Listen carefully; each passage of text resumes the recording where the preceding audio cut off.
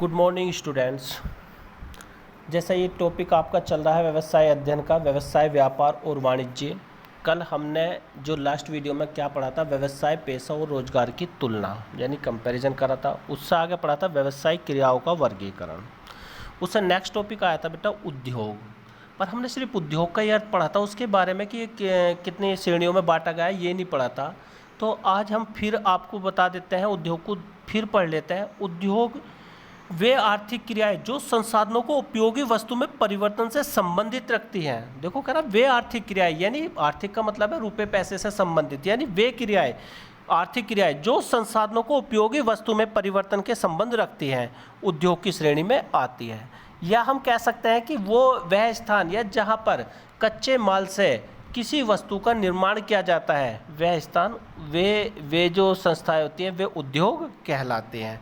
उद्योग शब्द का प्रयोग उन क्रियाओं के लिए किया जाता है जिनमें यांत्रिक उपकरण और तकनीकी कौशल का प्रयोग होता है। देखो क्या क्या है उद्योग, जिनमें यांत्रिक उपकरण, यांत्रिक माने कोई मशीनरी के द्वारा, या तकनीकी कौशल का प्रयोग होता है। उद्योग से वस्तुओं का उत्पादन या प्रक्रिया या पशुओं के प्रजनन एवं पालन से संबंधित क्रियाएं सम्मिलित है। इनने क्या बताया, उस वस्तु का उत्पादन या प्रक्रिया या पशुओं के वस्तुओं के उत्पादन में लगी यहाँ पे ये करा पशुओं के प्रजनन तथा या एवं पालन से संबंधित क्रियाएं सम्मिलित होती हैं। व्यापक अर्थ में उद्योग का अर्थ समान वस्तुओं से संबंधित वस्तुओं के उत्पादन में लगी इकाइयों के समूह से होता है। तो वो क्या कह रहा है, व्यापक यानी विस्तार पूर्वक बता रहा है कि उद्योगों का अर्थ समान वस्तुओं से वस्तु या संबंधित वस्तुओं के उत्पादन में लगी इकाइयों के समूह से होता है। उदाहरण के लिए ये कह रहा कपास या रुई से सूती वस्त्र आदि बनाने वाली इकाइयों को उद्योग कहते हैं। या दूसरे इन्होंने बताया इन्हीं के समकक्ष बैंकिंग बीमा सेवाओं को भी उद्योग कहलाते हैं। जैसे बैंकिंग उद्योग, बीमा उद्योग। उद्योगों को 3 श्रेणी में बांटा जा सकता है, प्राथमिक उद्योग, द्वितीयक उद्योग और एक आता है तृतीय उद्योग। अब आगे पहला देखते हैं बेटा प्राथमिक उद्योग। प्राथमिक उद्योग में वे क्रियाएं आती है जिनका संबंध प्राकृतिक संसाधनों के खनन एवं उत्पादन तथा पशुओं एवं वनस्पति के विकास से होता है। यानी क्या है, यानी कि हम कह रहे संसाधनों के खनन, यानी जो संसाधन होते हैं, प्राकृतिक संसाधन होते हैं, उनके खनन से एवं उत्पादन से, या पशु या वनस्पति के विकास से, यानी उनके डेवलपमेंट से, यानी कि उनको बढ़ाने से। इन उद्योगों को इस प्रकार बांटा जा सकता है। यानी क्या, प्राथमिक उद्योगों को भी इन्होंने 2 भागों में बांटा, एक निष्करण उद्योग और दूसरा जननिक उद्योग। निष्करण उद्योग में क्या आता है बेटा, जैसे मछली पकड़ना, शिकार करना, उत्खनन करना, खेती करना, ये सब निष्करण उद्योगों के उदाहरण हैं। और जननिक उद्योगों में क्या आता है, जैसे मुर्गी फार्म खोलना, मत्स्य पालन करना, यानी क्या करते हैं हम वहाँ पर मुर्गियों को रखते हैं और उनसे बच्चों को जन्म दिलाया जाता है, जो है बच्चे होने पर उन्हें हम बेचकर उनसे प्रॉफिट गेन करते हैं। मत्स्य पालन, कुछ मछलियाँ छोड़ी जाती हैं और वे मछली क्या होती हैं, वे बड़ी हो जाती है तो उनका वेट बढ़ जाता है, या उनसे और जननिक बच्चों को जन्म दिलाया जाता है। तो ये क्या है, ये सब हमारे जननिक उद्योग के उदाहरण हैं। अब हम इन्हें विस्तार पूर्वक पढ़ते हैं। देखो निष्करण उद्योग प्राकृतिक स्रोतों से निष्कर्षित होने वाले उत्पादन व निष्करण उद्योग कहते हैं। ये उद्योग कच्चे माल की आपूर्ति करते हैं जो सामान्यतः भूमि से प्राप्त होते हैं। इन उद्योगों का उत्पादन से अन्य विनिर्माण उद्योगों द्वारा बहुत सी महत्वपूर्ण उपयोगी वस्तुओं में परिवर्तन कर सके। मुख्य निष्करण उद्योग में खेती करना, उत्खनन, इमारती लकड़ी, शिकार या मछली पकड़ना आदि को सम्मिलित कर सकते हैं। दूसरा आ रहा जननिक उद्योग। जननिक उद्योग जैसे कि नाम से ही स्पष्ट है, कुछ पैदा करना, यानी क्या है, कुछ पैदा करना।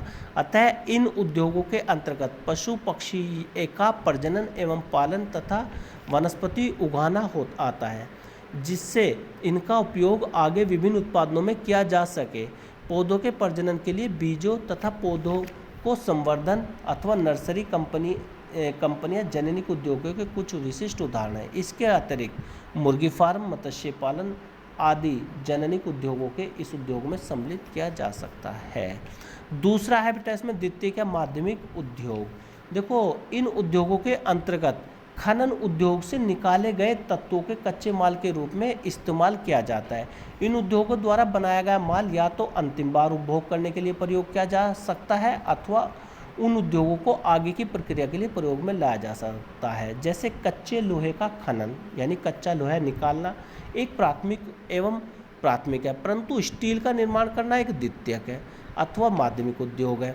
तो इन्होंने बताया कि प्राथमिक उद्योग में जैसे कच्चे लोहे को निकालना तो हमारा प्राथमिक उद्योग में आता है, प्राथमिक उद्योग है, परंतु स्टील का निर्माण करना द्वितीयक अथवा माध्यमिक उद्योग में आता है। यानी जो द्वितीयक माध्यमिक उद्योग का जो उदाहरण है वो है स्टील का निर्माण करना।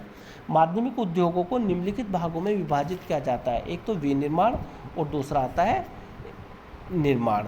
देखो विनिर्माण, देखो इसे क्या करा, इन उद्योगों के अंतर्गत कच्चे माल को एक प्रक्रिया द्वारा अधिक उपयोगी रूप से तैयार किया जाता है। इस तरह से ये उद्योग इकाइयाँ उपयोगी माल का सर्जन करती हैं। ये उद्योग कच्चे माल से ऐसी वस्तुओं का निर्माण करते हैं जिससे हम उपयोग करते हैं।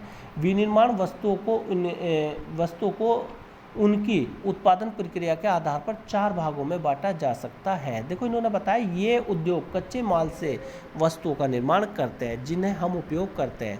यानी प्राथमिक में तो कच्चा माल निकालना हो गया, द्वितीयक में होता है कच्चे माल से किसी वस्तु का निर्माण करना। ये विनिर्माण के उद्योगों श्रेणी में आते हैं।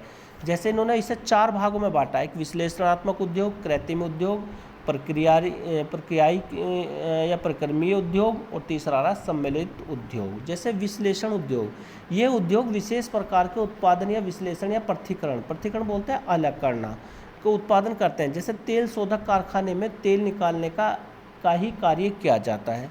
कृत्रिम उद्योग में जैसे इन उद्योगों के अंतर्गत विभिन्न प्रकार के तत्वों को एकीकरण करके विशेष प्रकार के द्वारा उन्हें एक नवीन उत्पादन या रूप दिया जाता है। सीमेंट उद्योग इसका एक उदाहरण है।